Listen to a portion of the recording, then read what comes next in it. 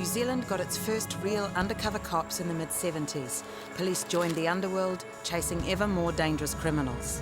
You are stepping from the world that we all live in into another parallel existence. Through the 80s and into the 90s, undercover agents moved with the times. As well as infiltrating lethal motorbike gangs, they were even targeting drug hawkers selling to tourists. James Bond had his licence to kill, we had a licence to have fun. But some of the agents who'd made the program a logistical success were now the police's broken soldiers. We're the guilty secret of the New Zealand police. Having been dragged into a public debate over the hazards of undercover work, the police were forced to radically change the program as it headed into a new century.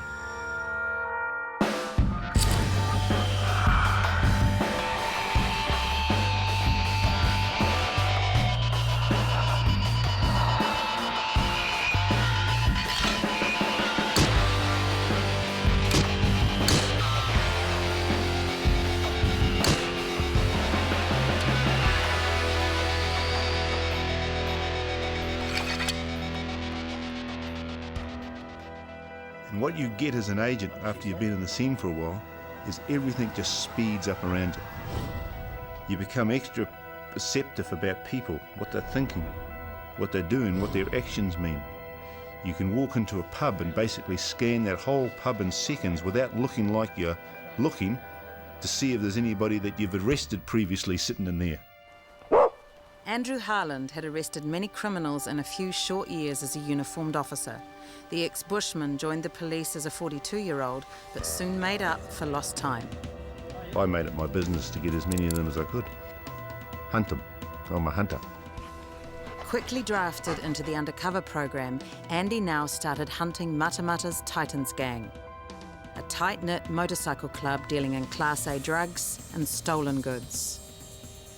I think when you're looking at gaining access to a gangs, the most impenetrable would be the smaller motorcycle gangs, because they are tight and they've got a very strong sense of professionalism. And obviously, the smaller the group is, the less surface area there is to penetrate. I think there are some pretty dangerous occupations in the country, but I can't imagine too many that would be more dangerous than going undercover as a police officer and trying to infiltrate gangs. Andy gained access to the Titans' inner sanctum with just 9 words, spoken in the street to the gang's treasurer. We're talking about his Harley. I just sort of looked at him, like in a knowing sort of a way. I looked at him and I said, you fellas hooked up with HA, bro? What that means is, are you associated with HA, which is Hell's Angels? And it's not the terminology that a fella on the street would know or understand. And as soon as I said that to him, I clicked into a different section of his brain.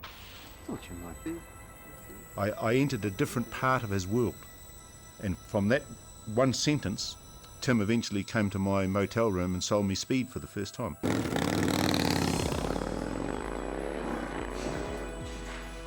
Gaining Tim's trust, Andy became the first police officer to set foot inside the Titans' fortress. And I really had to steel myself to walk in there. And when you walk into that pad, it is totally secure. They open the deadlocks, let you in, you're getting photographed, videoed on your way in, so they've got your pictures, they know who you are. They take you in there, you deadlock the door behind you. You can't get out any window. You can't get over the fence. There's wire netting over the compound. So when you're in there, you're in there. They had the police radio on, speakers in most of the rooms. The frightening thing was, they had all the police codes beside the speakers on the wall. And those were photocopies from police stations. And you got to ask yourself, how did they get them? The Titans' headquarters were raided in August 2000. Andy provided the police with a map of the gang's HQ. They knew every inch of the Titans' elaborate defences, from security cameras to infrared laser beams and steel-plated doors. Andy's evidence was enough to have most of the gang arrested. Being caught out by an undercover agent brought shame to the few Titans not behind bars. Within 6 months of this termination, the gang had been taken over by their rivals. For the undercover program, this was a glorious beginning to the 21st century, and it helped leave behind an era police would sooner forget. Wendy Heath was just one agent whose experiences undercover had been distressing. Back in 1987, her operation led to over 30 convictions, but returning to regular policing was a struggle. She wasn't quite welcomed with open arms. You know, you get people saying to you, oh, you've been in the undercover program. You never trust those bastards. They're all druggies. When they returned to normal duties, many of them encountered inspectors and senior sergeants who didn't want them. And many of them had the secret that they were addicted to and using drugs. I was trying to sort of like stay away from using. But what's the point? They all think you are. They all assume you are. Why not? You may as well. And then you find that you really need it. It's become such a part of your life that you're now an addict. As a family, we were a bit out of our depth with how to help her. You know, Mum and Dad don't want to know that their daughter's still, smoking cannabis. They probably don't even want to know she ever did it undercover. With her father on his deathbed, Wendy felt he should know the truth before he passed away. Here he is, and he's terminally ill, and I'm having to front up and be honest about the fact that as his eldest child, I'm now a drug addict. Yeah. That must have broken his heart.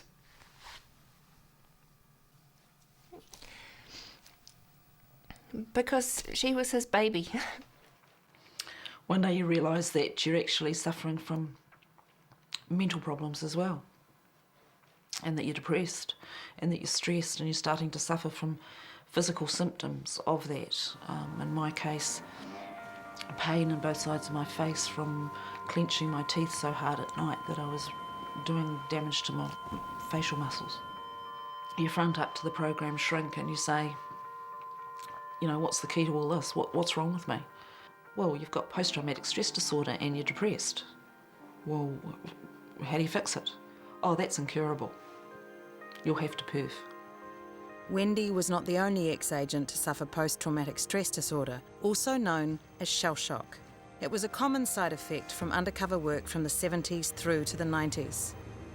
To perf meant taking early retirement on medical grounds, but Wendy was determined not to leave quietly.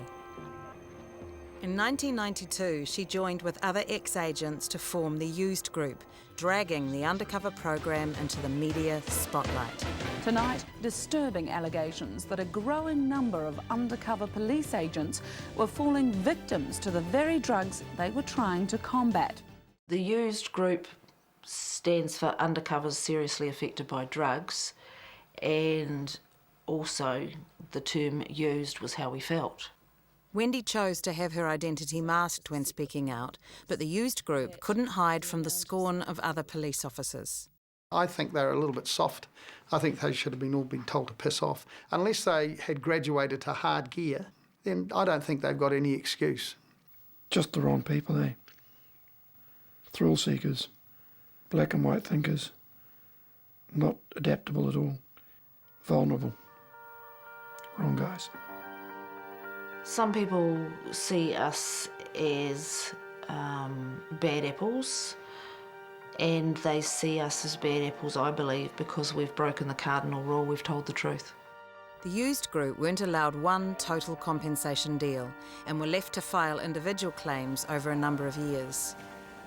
Wendy finally settled with the department in 2004. Shifting back to her tūranga waiwai deep in the South Island, she has stayed off drugs for 3 years.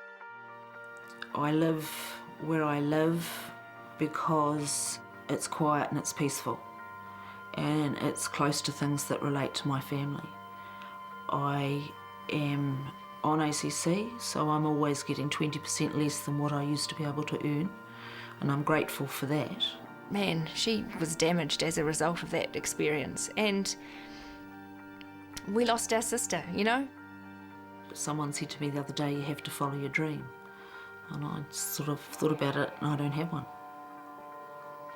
I haven't had one for a long time, because there's nothing left to dream about. Could the undercover program learn anything from the tragedies of its first 3 decades? For current agents, those lessons might just save their lives. Destroyed my family, my relationships, friendships, In the wake of the public spectacle that the used group generated in the early 1990s, the police once again re-examined their undercover program. Changes were put in place to avoid the mistakes of the past. Deployments are now shorter. Drug testing is also mandatory, and operators are much more selective when choosing agents. I believe the selection process became immeasurably better. It seemed to really weed out a lot of the problems. Some years in undercover training, apparently, nobody has passed.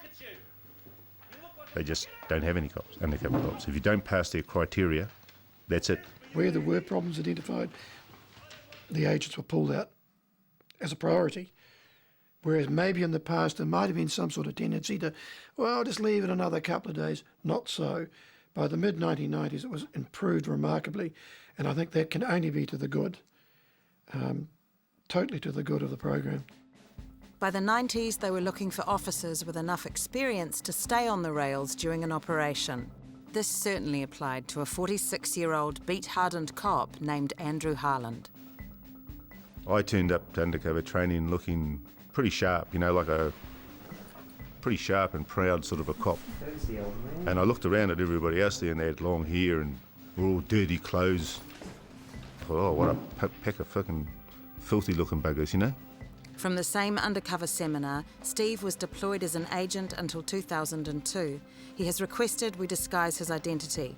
Although he was half Andy's age, Steve was much better prepared for training. As soon as I was invited to go to training, I was told, you've got to come up with a new identity. So I went to different pubs and introduced myself under my new name. Got used to just, you know, sticking my name up on, you know, to have a game of pool and things, just getting used to writing up different initials. Steve was only 23 when he decided to go undercover, and I felt that was very young. I felt he had been very young to go into the police force in the first place, and I thought he was probably still a bit immature to cope with it. Other people I don't think were quite as prepared. I mean, there were people who I couldn't believe it. They turned up with a bag with their real name in it, you know, socks with their real initials sewn into them, books with their name and address, you know, and I was just like, man, you guys are chumps. One of those chumps was Andy, and his coach soon told him that he'd better roughen up or ship out. Unless I changed my demeanour, the way I thought, the way I looked, I'd be gone. And the undercover program, from the first second that you turn up there, I mean, they're trying to get rid of you. The new rigorous selection process was quite different to the early days when agents were sent out with little or no formal training. But one of the traditions of the seminar hadn't changed. Agents were still preparing for life undercover with first-hand experience of drugs. Now, if only people could see the sessions you have there, there'd be a lot of people around the country who'd be quite envious. There was just constantly a joint going round and round and round and round, and then, you know, and then you're just even learning just things like shotgunning.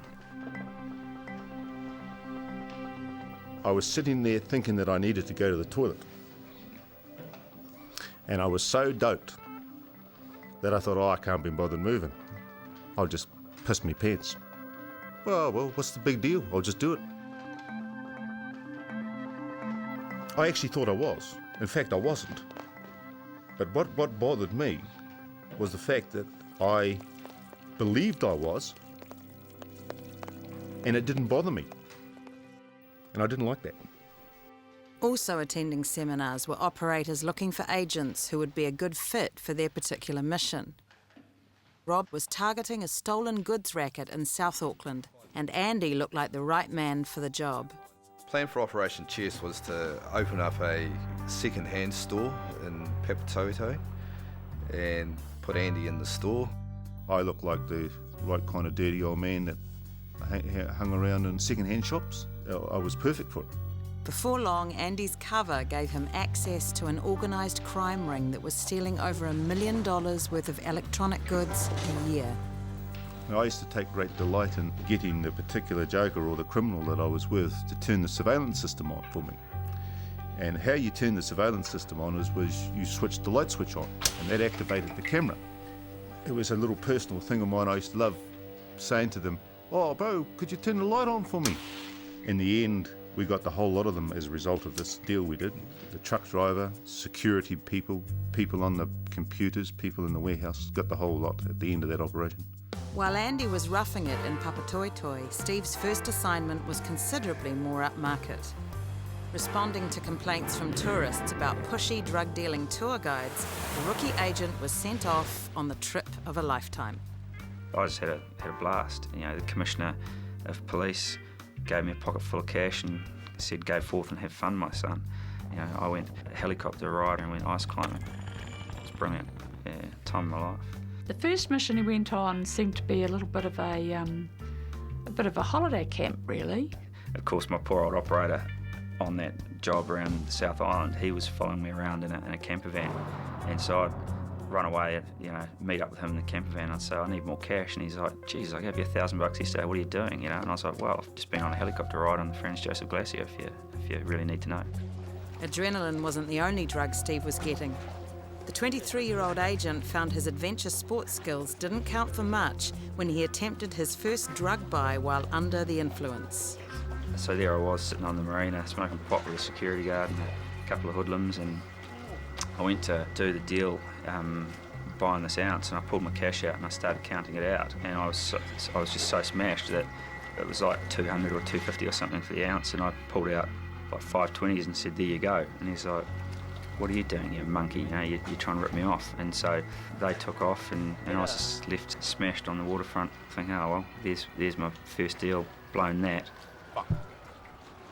Despite his botched first attempt, Steve went on to become one of Undercover's best weapons against crime, ultimately facing the might of the mongrel mob. Unlike most agents, 46-year-old Andrew Harland had a family of his own. Before he headed to Auckland, he opened a conversation no wife really wants to have. Smoking dope and things is not the only thing you may have to do in the undercover program. Like, you may look like a complete and utter clown at times that if you never slept with some woman, you know, some woman that was being basically handed to you. He may have to get into bed with another woman, for instance. And I said, "But that's not you. That will be the undercover you. And I can accept that. It wouldn't have been a betrayal as far as I was concerned. It would be part of the job." And she basically said to me, well, gave me permission on the basis that I 100% use condoms for obvious reasons. It didn't take long for Jill's extraordinary pardon to be considered. I remember this model. She was a beautiful woman that I was buying speed off. She'd come up to me and, like, you'd buy a bit of speed off, and she'd actually put her hand into her bra, because that's where she used to keep it in case the cops ever searched her. And she'd pull it out of her bra, and it was all nice and warm, and I mean, she was a beautiful woman. And she'd come right up to me and said, "Oh, Andy, I've got nowhere to sleep tonight." And looked at me right in the eyes, mate, and I tell you, she must have thought I was queer. I didn't take her up on it, you know, because I not only just for reasons of not wanting to do it, but thanks very much, brother. I didn't know what her motive was. Fidelity to his wife wasn't Andy's only issue. We were warned very carefully in our training about women. We might be at a table somewhere doing a dope deal, and this woman's standing back in the kitchen looking at you thinking, "What the hell is that joker doing in our house buying dope? We don't even know the bastard. What's he doing here?" See, they can ask questions that a joker might not want to ask, might not want to come up to you and say, "Are you a cop?" Because you might punch him in the fucking nose. They fucking call me a cop, mate. You know what I mean? But women, they put their woman onto you, mate. Meanwhile, his taxpayer-funded joyride over, Steve was starting his first long-term operation. Sent to Northland to target drug runners, Steve needed the right look and, most importantly, the right wheels. I made the same mistake everyone did, and it's about the props that you have that to make you feel like you're a criminal. You know, the wraparound shades, the beanie, and the car was a prop. And I went and bought a lowered Holden with mags, and I thought I was the business. And the car was actually a real liability because it stuck out like dog's balls. I could not drive anywhere in Northland without people spotting that car. And I actually tried in the middle of deployment to get rid of it. And I just wanted to go and buy, like my granny's car, drive around it. Despite the flash car, Steve quickly acquired the right running mates to help him get alongside his targets. A running mate is one of an agent's most important assets, a trusted criminal associate who can grant them access to the underworld. I think it was one of the benefits of being a young fella was that there's just a natural inclination for people to sort of take me under their wing. I played it that I was young and naive and just, a bumbling idiot sort of thing. So I was mates with people who were probably a good 10, 15 years older than me. Quite early on in an operation, a guy walked up to me in a pub. Hey, you're an undercover pig, eh? Just said straight out to me, "You're an undercover agent, you're a cop."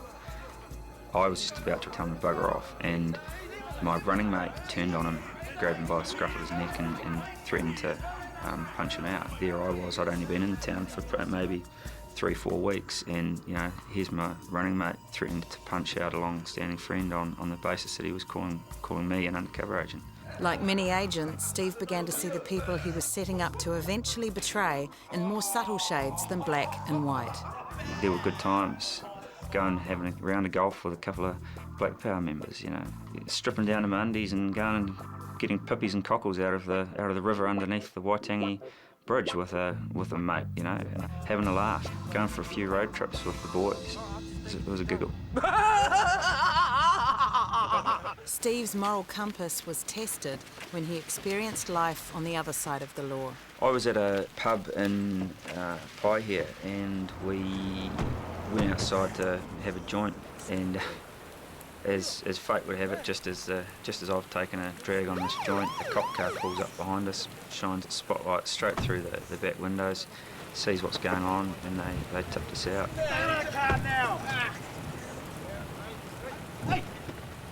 Electronic equipment that was in my boot was just pulled out and chucked on the ground in the rain, and I sort of protested to that. The next minute I was held up against the car with someone's hand around my throat, and these cops, I could tell they were simply angling for a fight. The whole experience really shattered a lot of faith I had in the police as this organisation of total good. Andy's operation was also proving difficult. An operator's home is supposed to be the agent's safe haven, but a clash between Andy and Rob's wife spelt trouble. It would be fair to say there was a bit of animosity there between Andy and my wife. Rob's wife began to increasingly question the sanity of both of us about what we were doing. This fraught relationship began to take its toll. The tension in the household came to a head one night. Andy had just done a really good deal, and he had a few pounds of cannabis. He'd come over in the middle of the night, and we were taking a statement, but we had to do something with the drugs. I didn't want to go and leave them in the garage because you could smell them as you walked past the house, so we had them inside, and the house just stunk, absolutely stunk. And the poor wife came out, and she wasn't too happy. Rob's wife immediately started screaming at me. "Get that stinking bloody dope out of here. I've got a child, you know, I've got a child." It made me feel exceptionally uncomfortable in the house because I was obviously causing friction between them, and I actually got up and left. Get out. Trying to balance the two was extremely difficult, and in the end, detrimental to my relationship. We actually broke up shortly after the operation. While the undercover role stretched some relationships to breaking point, Steve found the opposite was true as he grew closer to his mother. I guess I am a bit of a mummy's boy, and I would phone mum every day, and I'd talk to her for the whole drive to Whangarei. Hey, how are you? It was a very safe place in the car. Nobody could overhear him. There was no danger of anyone walking in on him and hearing him having a cosy chat to mum. The road between Kerikeri and Whangarei I was doing sometimes 2-3 times a day, and so I knew every corner, and I also knew every single patch in the reception. I got to know the road, I think, just about as well as he did. Oh, you must be approaching here or going through there, because I'm getting that the sound I became very familiar with on the phone. I probably told her too much. Probably didn't help her, put her at ease at all. Towards the end of the operation, he wanted to just tie up as many loose ends as he could. So he was probably taking a few more risks. Well, when I'd sort of say to him, oh, look, be careful, don't spoil it now, don't blow it, don't put yourself in any danger. He'd just say, oh, I can look after myself. Steve was pushing the envelope, toying with a low-level criminal who had questioned his cover. This guy was a prat, so I started playing with him. I was like, no, that's not right. No, mate, I never went to that school. I never went to school with him. I've only been in Kerikeri for 4 months. And you could just see the concern coming in his eyes, and he's like, well, how do I know you're not an undercover agent? And I was, well, you don't, do you? And he said, oh, have you got something with your name on it? And I said, oh, yeah, I've got a driver's licence. And so I pulled out my driver's licence, and he says, oh, that makes me feel so much better. And I said, why? And he said, well, it's who you say you are. And I said, mate, who issues driver's licences in this country? And he sort of pauses and he goes, the police. I was like, gotcha. You could just see him. He was just a broken man. He was gutted. And a couple of times when I drove past him, I'd wind my window down and give him a toot and make a wailing police siren noise sort of out the window as I drove past him. You could see him crap himself just about as he was walking down the road. Certainly something that you only do in the final week of your operation, not the first. After 6 months undercover, Steve reached his termination day and now had to betray the friendships he had made in Kerikeri. There's a senior sergeant reading out the names and addresses and allocating teams to go and execute search warrants.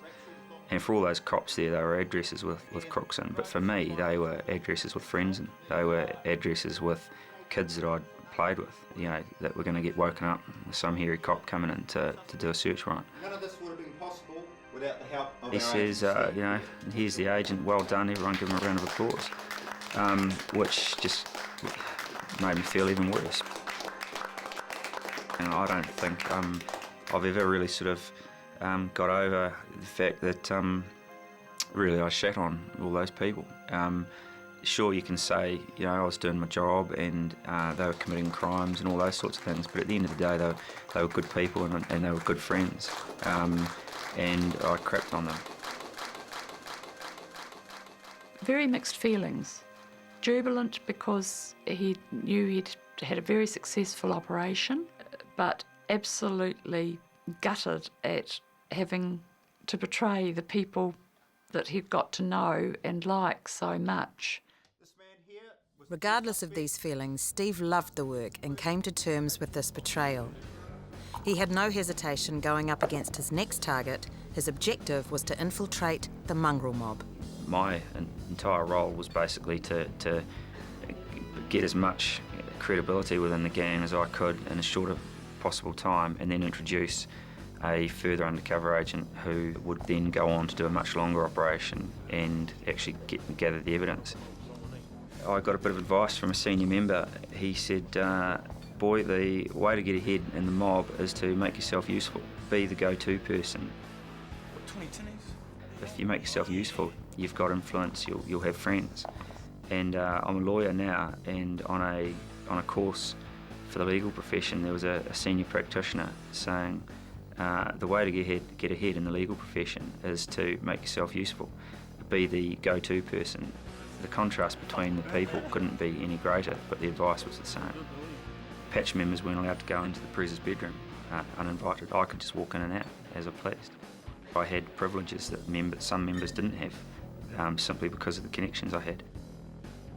And if you've got access to the president and the president's possessions and his place in the clubhouse, then one, you're at the heart of it, but two, you're very well protected within the gang. The president's mana will allow you to pretty much go anywhere. I used to wander in and out in my blue jeans and a blue jersey. And of course, the mob were right into their reds. And I know that used to tick some of them off, that I'd go in there wearing a blue jersey, but that was part of my thing of just being a naive idiot. Now secure within the mob, Steve simply had to introduce a new agent into the scene and his job was done. But the new agent had other ideas. no way I'm going in there, mate. Seriously. Yeah, he just wouldn't go into the pad. We had a massive meltdown. I was quite concerned. He just ranting and raving and yelling and screaming at me. We were living in a house in the middle of mob country, and he was yelling and screaming at me about the operation, that I was a crap undercover agent. Open your fucking eyes, man. Jesus Christ, I already know you're a bloody undercover agent. You're fucking useless. Fucking voice down. I was thinking, shit, I hope no one's outside listening. In such a high-stakes environment with deadly consequences if his cover was blown, Steve was left with no choice. And I got on the phone and I rang my operator and I said, book me a plane ticket, I'm out of here. And yeah, the very next day I was on a plane and I went back to work, and it was quite trippy actually. I mean, I'd gone from one night I'm sitting there smoking pot and drinking piss with mobsters, and the very next night I was sitting in a police station in Auckland having a beer with some police inspector. And I can tell you the conversation was better in the mob pad too. Many of the undercover program's operations have focused on cracking organised crime and elaborate drug rings, but agents are also used to help solve violent crime. Outside a Geraldine pub, 65-year-old Desmond Payne was stabbed 14 times in broad daylight. The local police had a prime suspect, but no evidence. Andy Harland was sent under to gather intelligence on a suspect who proved to be dangerous and unpredictable. And I said, well, just get me close to him in the camping ground, and I'll take it from there. He was standing on his front porch by his hut, and I simply walked over to him, put my hand out. G'day, I'm Jim Wright. Raymond Cullen. And I went to the pub with him, started talking about the murder on the very first day. I basically said to him, gee, there's a lot of, what's all these cops doing around here, mate? So he said, oh, there was a murder just over there. And that's one of the best things you can do as an undercover cop, is get someone to mention things to you. Because when you're asking, you're under suspicion. So the trick is to get them to talk to you about it. One thing the police did know about Cullen was that he'd been signing the church notebook in the name of Don. One of us figured that, I wonder if that means he thinks he's a Don in the mafia. So I had to introduce this into a discussion. I was sitting in the Geraldine pub with him, having a beer, and in a conversation, I said to him, oh, Ray, do you watch much TV? And he said, I like the news, documentaries, things like that, Jim. And I just left it, hoping he would ask me. And sure enough, the conversation went on. And a little bit later, he said, what's your favourite program? And I looked at him right in the eyes. The Sopranos, mate. Well, I tell you, I saw the devil in that man right there. He never said a word. He pressed his hands together like this, and he started contorting his face and everything, and he seemed to physically grow on the bar stool. I mean, I've never seen anything like this in my life. He just contorted his face around in a manner that you just wouldn't believe. I got back and talked to the rest of the team that night, mate, and I said, boy, you've got the right man here, mate. I just seen the devil. After many weeks' work, Andy was close enough to Cullen to ask him a very direct question. So, Ray, you're a member of the mafia? And he looked at me and said, yeah, I am. I'm a Don. I'm a Don in the Cosa Nostra mafia. And I said, yeah, I thought so, mate. I understand, mate. And I've been sent here to help you. Andy convinced Cullen that he and another undercover agent were both mafia hitmen sent to help him. The agents were under constant electronic surveillance and finally made the killer crack on tape. I'm Don! You understand? I'm Don! I'm Don of La Cosa Nostra! I'm God's son! Get it straight. I'm gonna fucking eat your families. And he asked me during this conversation to help him murder other people. He would have gone on to kill other people. He had a mission. With the help of DNA matching and evidence gathered by Andy, a case was made against Cullen, who eventually admitted responsibility for the vicious killing. The delusional Geraldine godfather is being held indefinitely as a special patient under the Mental Health Act. He can only be released with the consent of the Minister of Health. But not all the criminals Andy caught can disappear forever, and the consequences of being tracked down by an angry ex-con are terrifying. In the modern era, agents aren't allowed to stay undercover for long periods. Steve had several operations in different criminal scenes, but none were more than 6 months. In less than 2 years, his time as an undercover was up. As an undercover agent, I'd spent $130,000 in 6 months on drugs. I'd spent about 40 or 50 grand or something on living expenses. And then I go and I'm working at a police station where there's one stapler that you share between the various officers, you know, and if you want a hole punch, you go down the corridor, turn right, and you know, and beg the inspector to borrow his. And I hated it. The role that I wanted to have within the police force had changed. I wanted to be an undercover agent. I didn't want to go and chuck a uniform on and attend domestics, go and pick someone up from the local Mobil station for stealing a pack of chewing gum. You know, boring. The contrast between the heightened reality of undercover work and the drudgery of the beat was too much for Steve. His police career fizzled out within months of his return to uniform. That changeover was not so dull for Andrew Harland. With criminals still waiting trial just 2 hours' drive from his home, Andy was asked to return to his ordinary life. Of course, a lot of the people that had been arrested were on bail, waiting trial. I was out mowing a bit of the lawn in front of my house. A flash sports car Holden went past and the brakes went on quite hard. A lot of things were going through my mind. I thought, oh, it just could be a mate or somebody. But as soon as he started to back up, I recognised his profile in the car.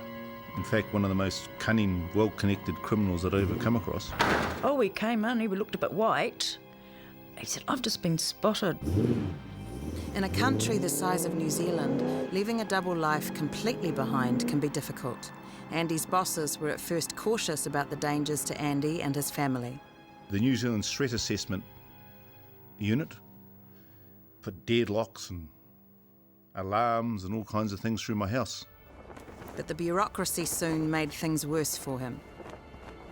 And it was during this time that I was under this immense pressure that the local police placed me onto the highway patrol.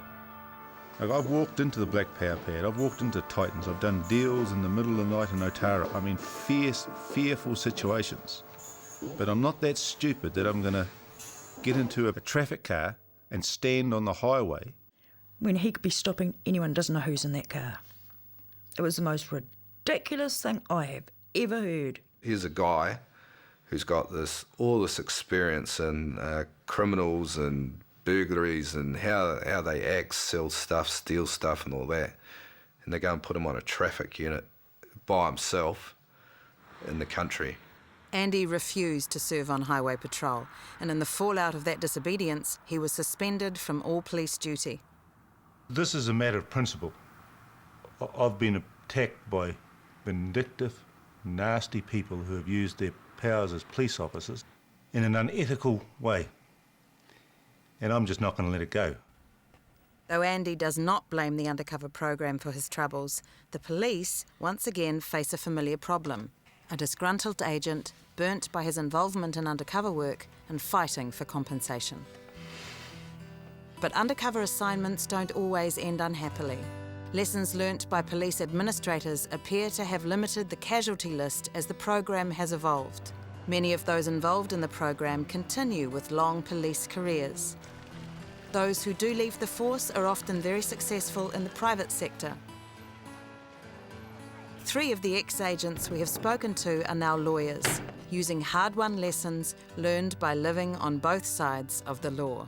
Yes, it's wrecked some lives, but there's also been people like myself who look back on the whole experience and think, man, what a privilege to have done that. It's incredible. For the police, the continued existence of the undercover program reflects a long-standing belief that it works, however controversial. The principle behind the program is a simple one. To catch hardened criminals, sometimes you have to join them to beat them. Crooks out there think the world's full of undercover agents, but there's actually very few out there operating at any one time. And I think that's its greatest value. It's just created so much paranoia. It's a tough job, but it's still something that has to be done if the law is going to be enforced. The one thing that crime doesn't permit is an honest appraisal of how it does its work. The undercover program is an essential tool of policing. There has never been one time that I wish I hadn't done it. It has enhanced me as a person. I've got to meet some phenomenal people, and you know you've done some good. Patrick O'Brien was one of the longest serving agents in the program's history. Over 4 years of undercover work took a huge personal toll on the former Catholic schoolboy. I don't regard New Zealand as my home anymore.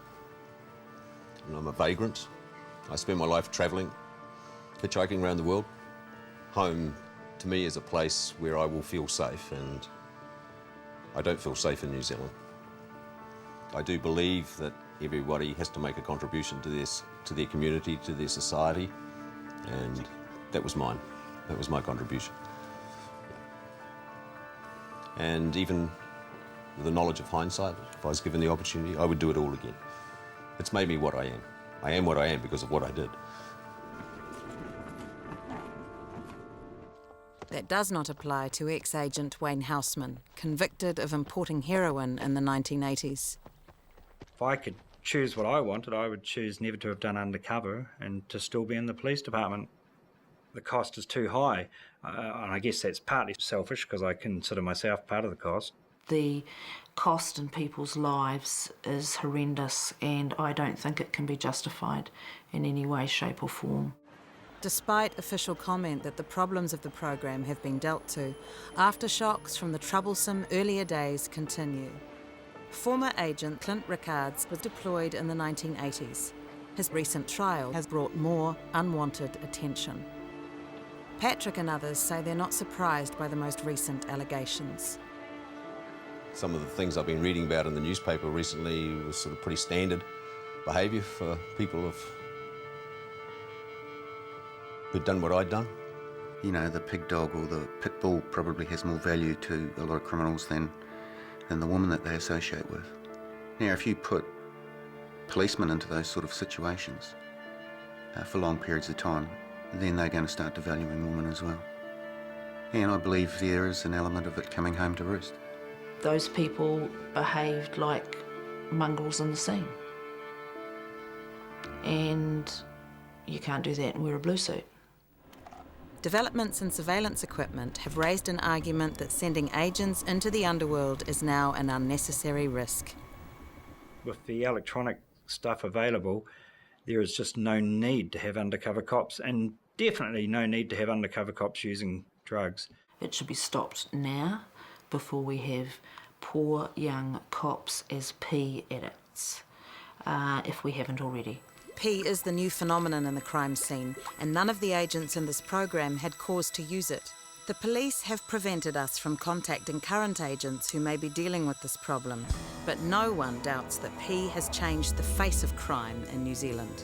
The unpredictable addition of P to any confrontation has made policing that much more dangerous, especially if you're undercover. So, where to from here? What is the future of the undercover program? Do I think the undercover program has a place? You betcha. Many undercover agents will tell you it's not worth it. I don't accept that argument myself at all, even from the damage that I've seen. They like to say that they've changed things and that this doesn't happen anymore, but the reality is not quite that way, and they can't make too many claims which just could bounce back to bite them. They said it in the late 70s, they said it in the mid-80s, they said it at the end of the 80s, they said it in the 90s. We've made changes and we don't have those problems. I just don't believe them, because I've told that story, they've been telling that story for decades, and nothing has changed. It's a tool they have to use. They've been forced to use it, so they do, and good luck to them, and I hope it still keeps going and that they can put all these mongrels away where they need to be. It should be stopped. Decent people don't do things like that. It's not work for decent human beings.